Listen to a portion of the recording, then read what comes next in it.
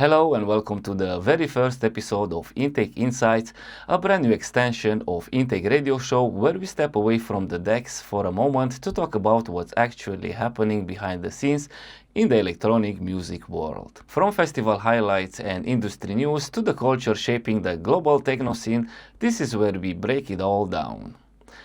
My name is Daniel Nicoară. I'm a techno promoter, DJ and music producer living in the sunny Belgian coast in Blankenberge. If you are tuning in right now, it means it's Saturday and I am currently deep in holiday mode over at Landal in Klein Vink in the Netherlands, probably still recovering from Medusa outdoor earlier this week. As my holiday started last Monday and I will be back home this Monday, I had to pre-record this episode before I left. It's been a crazy run lately. Just before the holiday madness really kicked in, I was down at Boho Village Experience here in Blankenberge, where I caught up with the Ostend crew, which I didn't see for a while. It felt good to meet again like-minded people, feel the pulse of the local techno community, chat about personal life, past and upcoming events, and of course, dance. Unfortunately, there are some strange movements within the local techno scene that are manifesting through less and less clubbing nights. While the festival season is in full swing, it feels that the gap between massive summer events and regular club culture is widening. We are seeing these massive sold-out festival grounds for a few weekends a year, but back home, the weekly spaces where underground music actually breathes and evolves are shrinking. It's a tough paradox for local DJs and promoters who are trying to keep the scene alive 52 weeks a year, not just during the warm season. But look, even if the club circuit is facing its challenges, the sheer scale of what is happening at the top of the pyramid this weekend is undeniable. Just look at the Dour Festival. A couple of nights ago, Emily Lenz was closing the main stage and pulled off a massive crossover. She brought out Angel at 2 a.m. as a surprise guest to debut their brand new collaboration run from Amelie's upcoming album Aura. It was a perfect collision of big-time techno and Belgian pop culture. Meanwhile, over in Boom, Tomorrowland Weekend 1 has been a complete roller coaster. Because of the extreme heat and drought, local authorities forced a total firework and pyrotechnics ban for the first time ever. No fireworks, no drones. The festival had to rely purely on the music and stage production, but they still brought the hype, finally revealing Charlotte de Witte as the mystery guest taking over the main stage. But honestly, if you are talking about artists relying on pure visual production to blow minds without needing fireworks, we have to talk about what Space 92 did last weekend. If you caught the livestream of the Freedom stage, you saw Space 92 officially debut his brand new audiovisual live show. And while Space 92 was pushing the scene into the future, we also got a masterclass in our roots. Over at the Rose Garden on Saturday, the legendary Push took over the decks for the Bonsai Records stage. Seeing a true Belgian pioneer delivering that classic driving energy is a massive reminder of the foundation this whole space is built on. But Tomorrowland wasn't the only massive techno footprint we've had this month. Just before the madness in Boom, we had the absolute techno mecca itself, Awakening's summer festival over in Hilvarenbeek, 3 days of pure, unadulterated techno under the sun and stars. When you look at how Awakenings scaled up, bringing up together titans like Adam Beyer, Joris Voor and I Hate Models, all in one weekend, it really puts the club versus festival debate into perspective. The production level is so high that it's almost impossible for a standard club night to compete visually. And while we are deep in this summer festival madness, the industry is already gearing up for the indoor season. The Amsterdam Dance event just dropped the first wave of artists for their massive 30-year anniversary edition this October. I already locked my base camp at XO Blue Square Hotel for ADE Week, my pro pass, and I'm seriously hyped to hit the networking workshops. Looking at how institutions like Awakenings and ADE managed to build and sustain that kind of longevity leads me perfectly to the main debate I want to have today to close out the show. But before we dive into that article, I'd like to read this one from Tsuji that goes like this.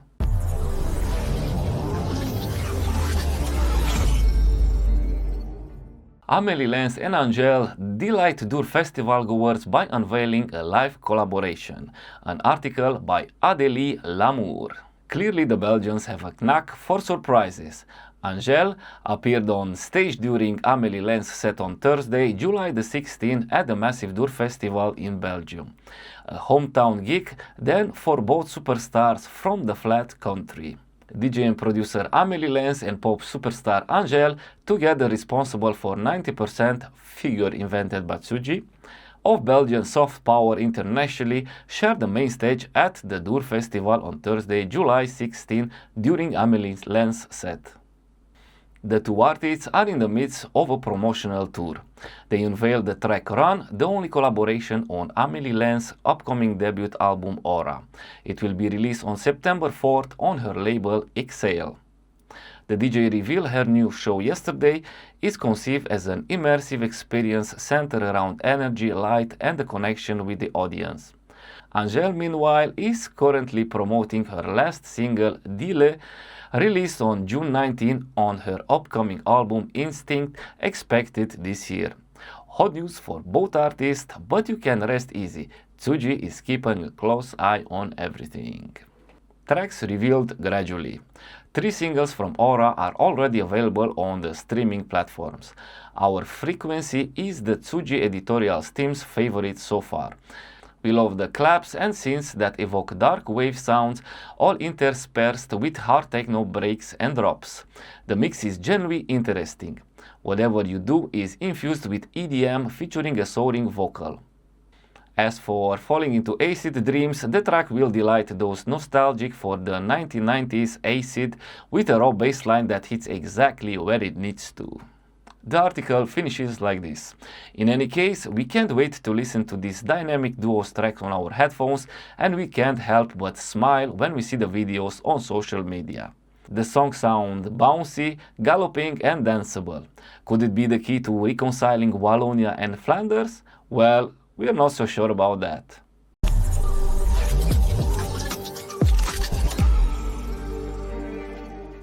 Now let's move on to one of my favorite producer and inspiration for my sets and production, Space 92.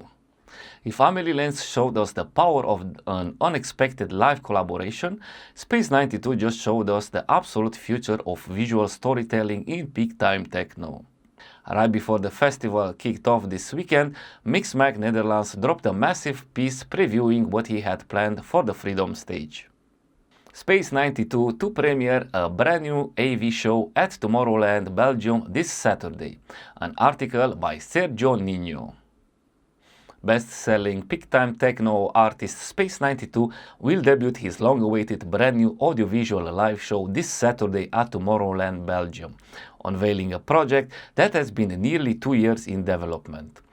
Designed to elevate his signature high-energy performances, the immersive production combines cutting-edge visuals with a driving, futuristic sound that has made him one of techno's most recognizable names. The show's visual identity has been created by an acclaimed Italian digital studio, Visuals K2, delivering a bespoke experience synchronized with Space 92's music. Fans around the world will also be able to witness the premiere as the performance is streamed live through Tomorrowland's global broadcasts. Over the past few years, Space 92 established himself as one of the defining figures of modern peak-time techno. The French producer has consistently ranked among Beatport's best-selling techno artists, earning multiple number ones releases while becoming a regular fixture on the world's biggest stages. His powerful productions, cinematic sound design and relentless groove have led to releases on labels including Filth on Acid, Drumcode, Terminal M and Factory 93, alongside performances at festivals and clubs across Europe, North America and beyond. The article finishes with, the Tomorrowland debut marks the next evolution of his artistic vision, transforming his music into a fully immersive audiovisual experience designed specifically for the festival stage. After nearly 2 years of development, the premiere promises to be one of the standout moments of the weekends for fans of cutting-edge techno.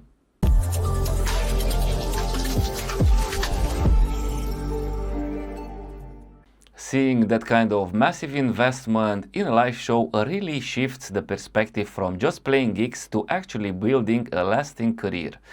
And speaking of the long game, while we are still in the thick of the summer festival season, the industry is already gearing up for the indoor circuit. The Amsterdam Dance event just dropped the first wave of artists for their massive 30-year anniversary edition this October.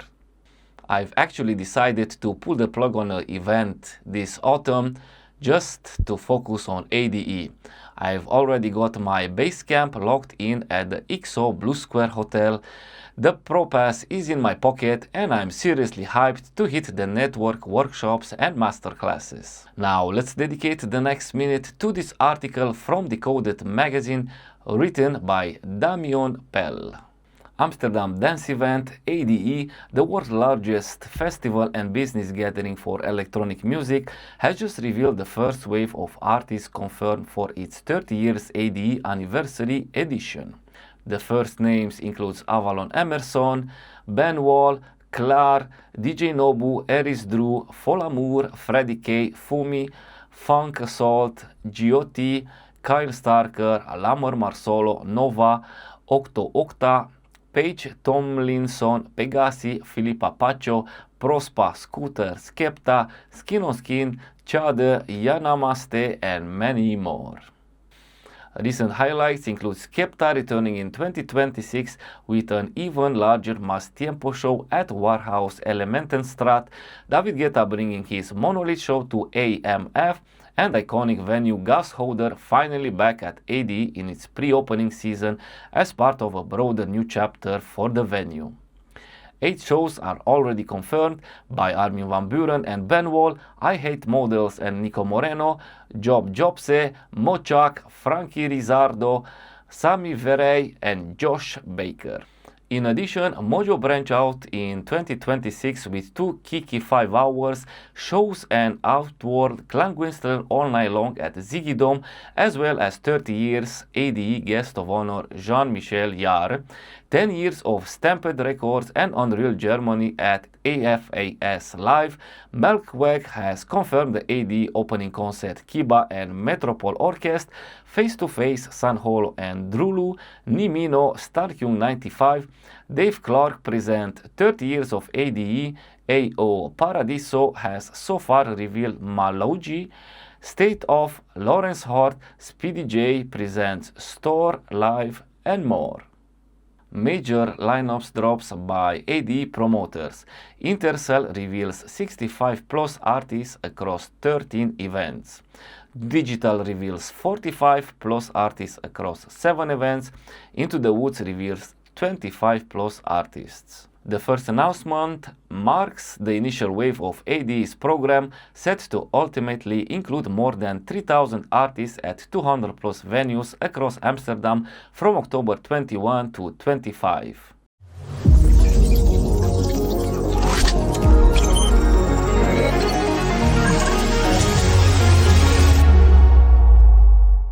If you are talking about future-proofing our career, there is a massive shadow hanging over the industry right now. And it's not about streaming algorithms or ticket sale, it's about artificial intelligence. Just this week, an absolute bombshell dropped. Music Business Worldwide published a report revealing that the AI music platform Suno suffered a major security breach. A hacker leaked their internal source code and confirms the exact nightmare scenario independent artists have been worried about. Suno scrapped YouTube, Deezer to train AI. Hacked code reveals potentially strengthening UMG's and Sony's legal case. An article by Mandy Dalugdud. Hacked source code from AI music company Suno lists YouTube Music, Deezer, and Genius among the platforms it scrapped to build its AI models, according to a report from 404 Media on Wednesday, July the 15th. The code was obtained by a hacker who breached Suno and shared it with the publication. The same hacker also accessed information on hundreds of thousands of Suno customers, including emails and/or phone numbers and Stripe payment details, according to the report. The hacked data corroborates the label's allegation that Suno ripped songs directly from YouTube, according to the report. Suno has already acknowledged in a court filing that its training data was drawn from music across the open internet. The company is defending itself against the Universal Music Group and Sony Music Entertainment in a copyright infringement lawsuit coordinated by the RIAA and argues that training on copyrighted work is protected as fair use. In that filing, Suno said its training data includes essential all music files of reasonable quality that are accessible on the open internet, avoiding the paywalls, password protection, and the like. The hacked code names sources Suno drew on and logs the volume of material it took, according to 404 Media. Comments in one file said the system would pull from Genius HQ, YouTube Music, Freesound, Jamedo, IMP, Deezer, and so on. A file named YouTube Music recorded that it had ingested 2,013,545 music clips, the publication reported. The dataset Suno built includes 113,879 hours of material logged as YouTube Music, plus a further 152,162 hours logged as YTM tagged, according to the report. They also included 62,117 hours from the stock library Pond 5, 19,514 hours from the International Music Score Library project, 17,615 hours from Genius, and 12,287 hours from Deezer, the report said. Other code showed Suno searching for a cappella versions of songs on YouTube in what 404 Media said appeared to be an effort to isolate vocals. The code also indicated that Suno used proxies from a company called Bright Data to scrap songs from YouTube, according to the report. I simply can't read further this article. It's really heartbreaking. It's unbelievable what's happening with these AI-driven companies. When tech companies are building their tools on the back of our hard work, it really forces us to question how we protect our art and maintain a real career going forward. But AI isn't the only thing threatening the foundation of our scene. At the start of the show, I mentioned how I met up with the crew from Ostende and how we are seeing fewer and fewer local clubbing nights. The gap between these massive summer festivals and the weekly club culture is widening. And that brings me to the final piece I want to discuss today.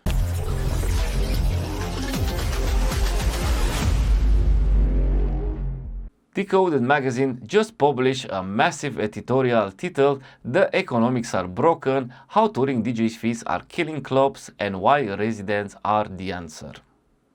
An article by Damian Pell. The author starts his article like this. The math doesn't work anymore. It's that simple. Clubs are closing at a record rate across the world, from legendary institutions to promising newcomers, and while there are multiple factors at play, rent, licensing, gentrification, the usual suspects, there's one issue that doesn't get talked about enough. Touring DJs' fees have become absolutely unsustainable.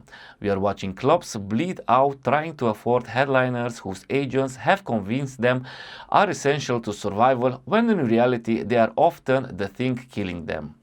Now, we aren't tarring the same brush to all touring DJs or agents, from who I even personally know play at a loss, but overall the model is broken and it's time to, someone said it plainly, the headliners bring back the residents. The author continues, now we aren't tarring the same brush to all touring DJs or agents. We know there is countless amazing high-profile artists whom I even personally know play at loss, but overall the model is broken and it's time, someone said it plainly. The headliners bring back the residents. Here's what's happened. Over the past decade, DJ fees have inflated to genuinely obscene levels, driven by festival culture, streaming metrics that mean nothing in a club context, and a tier of agents who've convinced the industry that the big name on your lineup is the only way to fill a room. Mid-tier DJs are commanding 5-figure fees for a single night, and all the while clubs are expected to absorb this cost while dealing with rising overheads and punters who've been trained to expect cheap tickets through aggregator apps. You need to pack the venue beyond capacity, charge entry fee that price out your core crowd, and pray nothing goes wrong, all to break even on a single night. And next week, you do it all again with a different name because the headliner model offers no loyalty, no return on investment.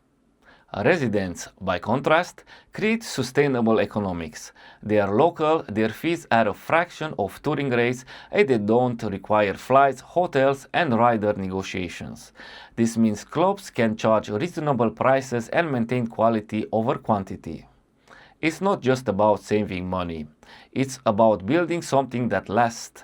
When you invest in a resident, you're creating consistency that builds long-term loyalty rather than the boom and bust cycle where crowds follow names from venue to venue with no real allegiance to the space itself. And here's what else residents bring that no parachuted-in headliner can match. They actually know the room. A resident understands that the regular gets restless around 1 a.m., that the back bar fills up during certain records, that Saturday needs different energy to Thursday. This isn't something you learn from Instagram DMs with promoters. It's earned through months of watching the same space respond to different records, understanding the acoustics when it's half empty versus rammed, knowing exactly when to pull back or push forward. The kind of intimate knowledge creates moments that a touring DJ simply cannot manufacture. The best residents don't just play a set, they tell a story that unfolds over weeks and months. They can drop a record 1 week, gauge the response, bring it back to the next fortnight, and watch it become a defining moment. They educate their crowd, introducing new sounds gradually, building trust that means people will follow them into unfamiliar territory. When you see the same DJ every week or fortnight, you're getting an education in music, a curated journey that deepens your understanding. That's impossible when a club books a different headliner every week who plays their same sets in 50 different cities. This creates something the headliner circuit has systematically destroyed: genuine community. Residents are the social glue of a scene. They are the ones chatting to punters in the smoking area, remembering faces, making connection between people who might become friends or collaborators. The club becomes a weekly ritual, a gathering place for like-minded heads rather than a one-off ticket to see a name. Look at any significant moment in dance music history and you will find residents at the center. Larry Levan at Paradise Garage, Andrew Weatherall at Sabresonic, Alfredo at Amnesia.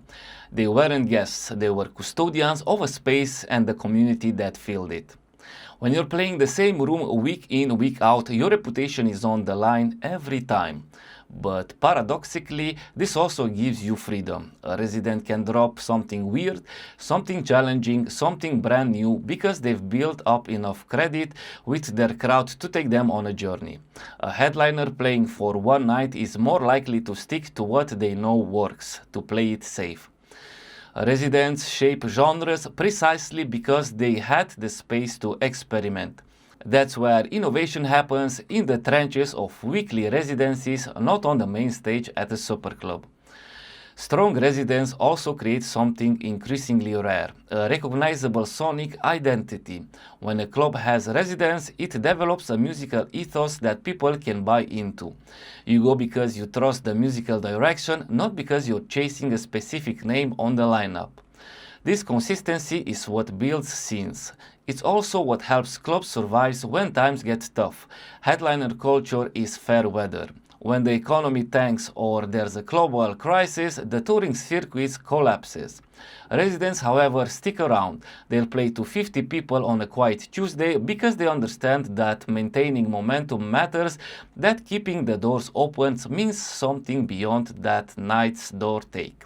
Residents also mentor the next generation. They support local producers, give emerging DJs their first proper gigs, pass down knowledge that makes scene thrive. This is how dance music has always evolved, through direct transmission from one generation to the next. When clubs prioritize headliners over residents, they break this chain. There's no pathway for new talent, no apprenticeship, no way to learn the craft properly. The best DJs in the world didn't emerge fully formed. They cut their teeth as residents, learning from those who came before. A strong residents also reflect the city they play in. They know the local producers, the record shops, the other crews, the history of their space. This creates a genuine sense of place that's been eroded by globalization of club culture. When every club in every city books the same rotation of international DJs, everywhere starts to sound the same. Residents create a regional flavor, local identity, a reason to travel to experience something you can't get at home. Think about what Jeff Mills did for Detroit, what Groove Rider and Fabio did for UK Jungle, what Laurent Garnier achieved across France. They didn't just play music, they represented their cities. Meanwhile, the current model serve agents, big-name DJs and maybe a handful of super clubs in major cities who can afford to play this game. For everyone else, it's a race to the bottom, a treadmill you can't get off. Look at the closures. Fabric in London nearly went under before community action saved it. Ministry of Sound sold out and became a shell of itself. Across Berlin, Amsterdam, New York City, London, we are losing venues at an alarming rate. Some of this requires political solutions, but some is self-inflicted. Clubs convinced that they need to book big names to compete, who've discovered too late that you can't build a future on borrowed money and borrowed credibility.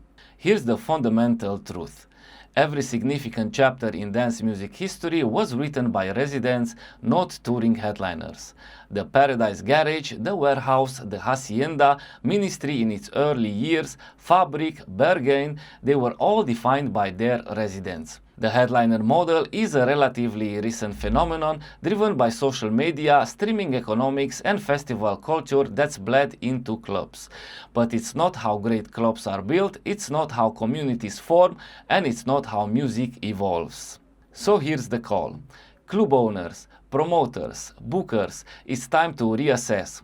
Build your club around residents. Invest in local talent. Create a musical identity that people buy into regardless of who's playing that specific night. Yes, bring in headliners occasionally for special events, for genuine treats, but make them the exception, not the rule. The touring circuit will survive without you. They've got festivals and superclubs, but your venue won't survive trying to keep up with fees that were never designed with your reality in mind. The clubs that survive the next decade won't be the ones with the biggest names on their flyers. They'll be the ones who remember what made this culture matter in the first place. Community, consistency, and DJs who actually give a shit about the room they're playing. This is exactly what we're feeling on the ground.